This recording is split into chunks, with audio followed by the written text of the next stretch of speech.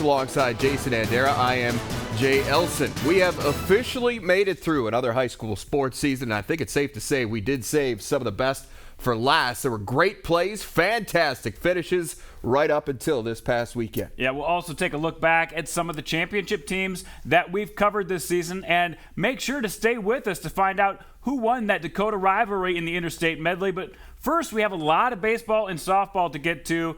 We're going to get right to it right now, courtesy of Jody Norstedt. Jody, show us how things turned out in North Dakota.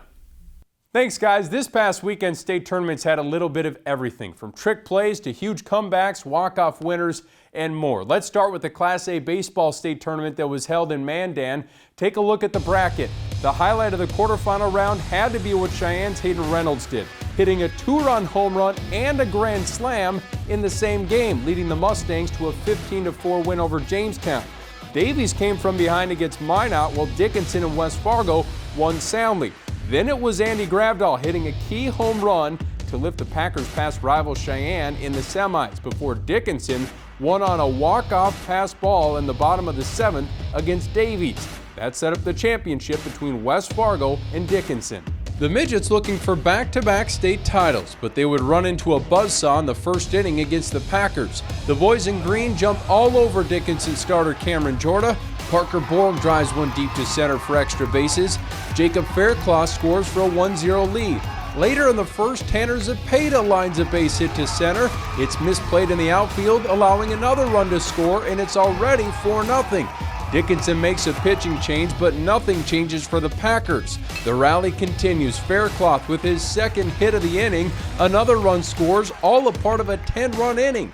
It was 12-1 in the fourth as West Fargo explodes for 6 more runs. Drake Fleshy with a line drive to left. Tanner Peterson scores. Andy Gravdahl is right on his heels, sliding in safely for an 18-1 lead. The Midgets load the bases in the fourth, but Morgan Capon strikes out Sean Steffen to end the threat. He allowed just 2 runs in 4 1/3. Garrett Levine comes on in relief to record the final 2 outs as West Fargo ends it in 5 innings with an 18-2 victory, claiming the second title in program history and first since 2012. We woke up this morning, we were talking about it, we were all excited, and I looked at one of my roommates and I said, why don't we just go out there, play our game, put 10 runs on them in the first inning and see what happens, and that's what happened, and we got it done. Just a great feeling. We were confident with the way we were having at bats this year, and we knew that we had the talent to be able to go and do that. But to have that happen the first inning of the state championship, you usually don't expect it. But the fact that it happened was pretty great. And that's a good team. That's kind of lost, and that was how well Morgan threw, because we've watched them all weekend and they hit the ball really well too. So he threw well. It's a little easier to go out with a 10-run lead and start pitching, but you give him some credit too. The Packers graduate 5 seniors, but I expect Brett Peterson's team to be a contender again next season. Still to come on Varsity Sports, we take you to Jamestown, where we saw power and a bit of trickery pay off for a state championship. Varsity Sports on Midco Sports Network is presented by Mitchell Technical Institute and Farmers Union Insurance Agency. Welcome back. From start to finish, Thompson has been the #1 team in my power rankings in Class B. They arrived at Jack Brown Stadium 3 wins away from finishing off a perfect season, but there were 7 other teams trying to deny them that chance. Here's a look at what happened in the quarterfinals and semifinals of the state Class B tournament. #2 seed Kindred-Richland trailed Shiloh Christian 1-0, but scored 5 runs in the bottom of the 5th to win. Park River-Fordville-Lankin used a strong start to advance, while Thompson and Carrington punched tickets to the semifinals as well. The Aggies got a big 3-run homer from future NDSU football player Jackson Hankey against Kindred-Richland to beat the second-seeded Vikings 9-3, advancing to the championship, while the top-seeded Tommies got a walk-off winner from Tyler Haig to eliminate Carrington and punch their ticket to the final. So here's a look at the crowd at Jack Brown Stadium for the championship game. It was a beautiful night to see Park River-Fordville-Lankin and the defending champs from Thompson square off for the hardware. The scoring opens in the bottom of the second. Braden Amborn adds to a 1-0 lead by driving this pitch to left. Tyler Haig strolls home to make it 2-0 after 2. The Aggies respond with a trio of runs in the third. Nick Thompson drives a 2-run double to the wall, giving the Aggies a 3-2 lead. To the home half of the inning. After scoring once on an error, Hayden Overbeat drops a single into right. and Marcus Hughes touches home to put Thompson back in front 4-3. The fans were certainly getting their money's worth, but Park River-Fordville-Lankin punches right back in the next half inning. With a runner on first, Nate Zavalny drives it opposite field, and Jacob Erevic makes it all the way home, with Zavalny ending up at third. It's tied again at 4-4. Same inning, Nate's brother Adam at the plate, and he gets every bit of this pitch, sending it out of Jack Brown Stadium for the go-ahead 3-run homer. It's a party at home plate and a 7-4 lead for the Aggies. It comes down to a dramatic finish. Thompson puts 2 runners on, trailing 8-4 in the bottom of the 7th with 1 out. Nate Zavalny only had 4 pitches left for the Aggies due to the pitch count, so they get creative. Zavalny fakes the throw to second. His teammates sell it hard. It fools the base runner and nearly our camera. It leads to a rundown, and after a few back and forths between second and third, Erevic applies the tag. The next batter flies out to right, and the Aggies claim their first state baseball title in program history with an 8-4 victory. This one was a roller coaster. It was everywhere, but, we just never, we believed we could win it at any point in the game. No matter what the score was, we hung in there. We knew the bats were going to come alive, and, we knew we had what it took. We drew that up during practice, kind of a sneaky play. Maybe get one of the faster runners, trick them a little bit. Yeah, I didn't have very many pitches left either, so we really needed that one. I was pretty confident. We had practiced it for 2 weeks straight coming into the regional tournament. And I'll tell you what, we got a group of guys here that love to act. Their humor is great. And lucky for us, that was the baseball version. They had several other versions they'd worked on, which included CPR in right field. Glad we didn't use that version. All hard work we put in every day just paid off, and just amazing with the group of guys and share this moment with. Everybody's worked really hard. This year's baseball title will enter a trophy case that includes recent additions from the football team, back when the Aggies won state titles in 2014 and 2015. When we come back, a dynasty and a thrilling finish highlight championship day on the softball diamond. It's arguably the most painful memory in Minnesota Vikings history, the moment that Gary Anderson missed a field goal in the NFC Championship game that would have sent the Vikings to the Super Bowl. Instead, it brought the 1998 season to a screeching halt. And why do I bring this up? Several months prior, the West Fargo Packers softball team won their first state championship, and they've won every state title since, including 9 that have been sanctioned. Here's a look at what the state tournament bracket looked like for the Packers' quest for a 20th straight title. The Packers opened with a convincing 9-1 win. Then it was Cheyenne taking an early 3-0 lead on Dickinson, but the Midgets rallied to win a tight one 6-5. Bishop Ryan scored 3 in the top of the 7th to upset East 2 seed Fargo North and set up a showdown with West top seed Bismarck in the Final Four. West Fargo made quick work of Dickinson to reach the championship, but Bismarck's road was tougher, rallying from a 6-0 deficit in the 6th inning to win 7-6 in 8 innings. So it came down to West Fargo and Bismarck for the title. The Demons were playing close to home, but the Packers looked comfortable on any diamond. The reigning champs get a big boost early from senior Gabby Du Bois. With 2 on in the first, she belts out a 3-run homer, staking her team to an early 3-0 lead. Tori Nichols-Kraft added a solo home run in the 4th, but Bismarck starts chipping away in the 5th. NDSU-bound Jamie Barta drives a base hit up the middle. Maddie Steckler scores, and it's a 4-1 game.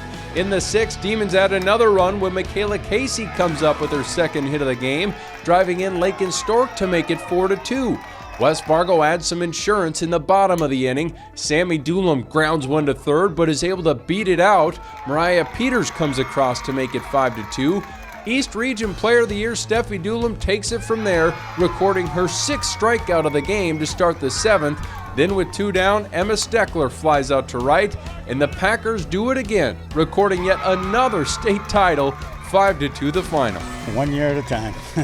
We just, we got some people leaving, and so we just tell the younger ones, now we got 1 year to get ready for your turn to grow up and to be a part of that. So, you challenge them every year, and hopefully they respond. I mean, every year it's one championship at a time, 1 year at a time. And of course, it's always in the back of our minds. Winning a state just one is a dream come true, but 4 throughout your whole high school career is just the best feeling ever. I think that this group of gals and the girls before were such great role models. They were the ones that got us out here to start practicing. So it's pretty great being part of this team. We go from Class A to Class B, where defending champ Kindred-Richland enter the Final 8 as the heavy favorite. The Vikings run ruled both Park River and Watford City to advance to the final. Delax Burlington needed a 4-run 7th inning to avoid a major upset by Mayport CG. The Lakers were dealt their first loss of the year in the semifinals by Central Cass. So that set up a battle between a pair of rivals for the state title. Defending champ Kindred-Richland trying to beat Central Cass for a third time this season and go back-to-back. Both teams were laying it all on the line. This diving catch by Kindred-Richland's Michaela Renke is all the proof you need. The Squirrels had a threat going in the second with 2 on, but Vikings standout pitcher Teresa Klinert works out of a jam with a strikeout and a groundout. Klinert tossed her third complete game shutout in as many games, and she needed to because her counterpart, Maddie Foss, wasn't giving up anything either. With a pair of Vikings on the base pass, she fields the comebacker and gets out of the 6th inning with 0 still on the board. It goes to the bottom of the 7th, still scoreless, when Kindred's Amanda Raisler leads off with a sharp hit single to left. The next batter is Brianna Copping. She drops a perfectly placed sac bunt to pull the third baseman in, and that allows Raisler to race from first to third. That brings Madison Oline up to the plate, and the freshman grounds it to second, but it's just enough as Raisler slides home safely, and after the dust settles, it's the Vikings celebrating a 1-0 victory and their third state title in 4 years. We set up the bunt, and whenever we can take that third base, if it's there, it's on their own. That was all her. He's been telling us that all year, and just that 7th inning, I knew we had to be really aggressive, so I just went for it. The celebration was extra meaningful for Viking senior catcher Olivia Miller, whose mother passed away a month and a half ago due to liver and kidney failure. It's been really rough, but the softball community has been amazing. They've all been there for me, every single team, even the West. They've been there for me. They brought me flowers yesterday, Watford City, and I just want to thank everyone for that. You guys have been absolutely amazing, and I wouldn't be where I am without you guys, and I couldn't do it without you guys. This one is going up to heaven. This one's for my mom. It was amazing, and I just wanted to hug my pitcher. It's incredible to be undefeated this season and to be back-to-back champions. No one's ever done that in Class B softball, so it's amazing to be the first one. Congrats to all the teams on an exciting season. It was sure fun to follow. Back to you guys. All right, thanks, Jody. Well, coming up next, track coaches always tell their athletes to finish strong, so that's exactly what we are going to do. Alex Heinert's going to unveil this year's list of platinum champions, and we'll also find out which state laid claim to the gold medal in our Interstate medley. You're watching Varsity Sports. Welcome back. Well, now that we've put the baseball and softball seasons to bed, it's time to tuck in track and field as well. All right, Alex Heinert has a recap of the top marks and times in the Dakotas. Alex? Thanks, guys. 2017 proved to be another prolific year on the track and in the field across the Dakotas, and that greatness is reflected in this year's Platinum champions.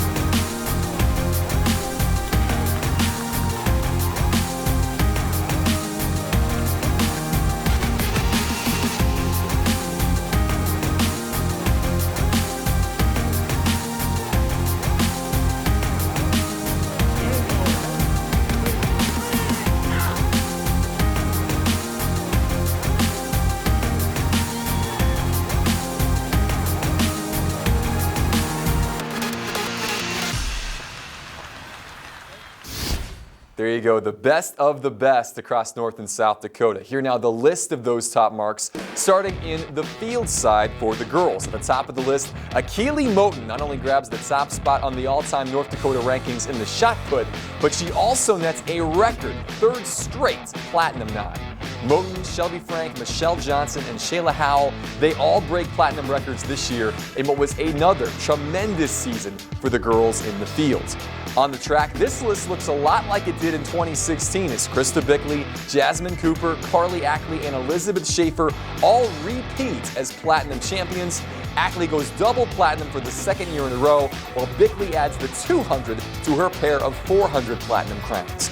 Moving on, Xavier Ward of Canastota is the only boys field platinum winner to earn that title on the last day of the season. His 58 feet, 2 3/4 inch effort at state, the best shot put throw in the Dakotas this year by nearly 3 feet. And by the way, Sage Hagan, Adrian Davis Aguilar, they're both just juniors, so each will have a chance to defend their platinums next season. They're just the second and third underclassmen to capture a boys field platinum title. Finally on the track, Hunter Lucas joins Carly Ackley as a double platinum winner for the second straight year, while Cameron Kyle also goes double platinum in the 1 and the 4. And then last but not least, how about Rorik Schollmeyer in the 300-meter hurdles? The Century senior qualified 9th after the prelims at state and had to run in lane 9 in the finals, but he goes out and nearly runs 2 seconds better than he had all season to capture a state title and a platinum crown. It is, by the way, the third straight year a North Dakota hurdler has won the boys 300-meter platinum title in the last weekend of the season. Just another great story from high school track and field in 2017. Okay, thank you, Alex. So the state meets are officially in the books. The platinums are wrapped up. That means the last competition to be decided in this year's track season, the 3rd annual Varsity Sports Interstate Medley. It is an understatement to say I am ready for this. Alex and his North Dakota cousin, Alan Heinert, have been going back and forth over which state has the best track and field athletes for a few years now. South Dakota won the inaugural competition. North Dakota won last year, so a lot riding on what happened in this year's state meet, Jay. A bit of a rubber match here. The two picked 5 track events to face off against in this year, and the numbers are in. The winner of this year's Varsity Sports Interstate Medley is North Dakota. For the second straight year, Alan and the Peace Garden State take the title. Let's look at how they did it. That's exciting. He's excited. Backwards. As you'll see, South Dakota has a sizable advantage in the sprints, but the distance and hurdle dominance of Sally Corgo, Carly Ackley, and Legacy on the girls' side, and Rorik Schollmeyer as well, Hunter Lucas and Century for the boys, ends up being the difference. North Dakota takes both the girls and the boys events by a 6-4 scoreline to win their second consecutive Interstate Medley. Well done, North Dakota. They have never been happier. Alan hasn't ever been happier. I think that's safe to say. So congrats to North Dakota. Congrats to Alan on those back-to-back crowns. Well, it's been another exciting year for high school sports in the Dakotas. We're going to wrap things up next with a look back at some of this year's most memorable championship moments. Varsity Sports on Midco Sports Network is presented by Mitchell Technical Institute and Farmers Union Insurance Agency. It was another memorable season of comebacks, clutch performances, and championship celebrations. Yeah, time to send you off now with a look at some of the champions we've covered throughout the 2016-17 season.